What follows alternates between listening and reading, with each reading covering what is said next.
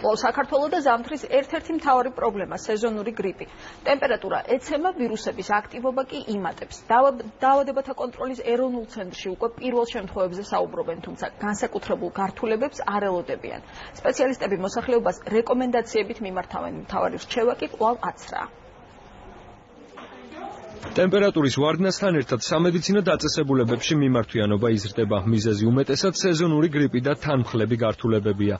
ერთეული შემთხვევები უკვე ფიქსირდება, თუმცა როგორც დაავადებათა კონტროლის ეროვნულ ცენტრში აცხადებენ, სიტუაცია კონტროლს ექვემდებარება.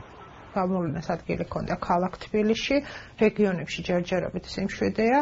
ზოგადი დაავადების ფონი არის 7 და ჯერჯერობით მატება არ აღინიშნება, თუმცა გრიპის ვირუსის გამოჩენა გვაძლევს იმ ვარაუდის გამოთქმის საშუალებას, რომ ავადობა აუცილებლად მოიმატებს დროთა მანძილზე.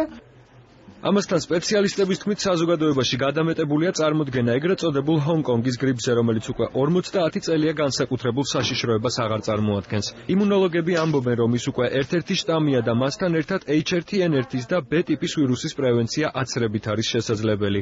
ვაქცინაციას განსაკუთრებით რისკ ჯგუფის პაციენტებს ურჩევენ.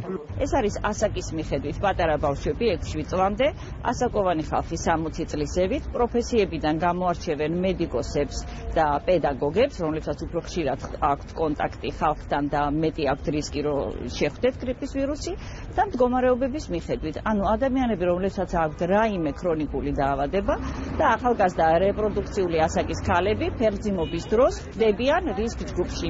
უფასო იმუნიზაციის პროგრამას სახელმწიფო მოსახლეობის გარკვეული ნაწილისთვის ახორციელებს.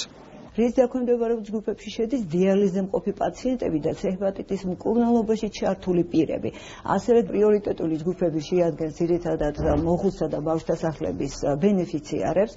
ვაქცინაცია ზოგიერთ კერძო კლინიკაშიც შესაძლებელია. გარდა ამისა, პრევენციის მიზნით სპეციალისტები მოსახლეობას ტრადიციული რეკომენდაციებით მიმართავენ.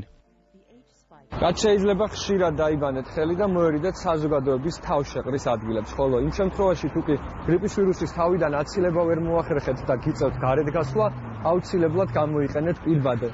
ამით გარშემოყოფთა ინფიცირების რისკს მინიმუმამდე დაიყვანთ.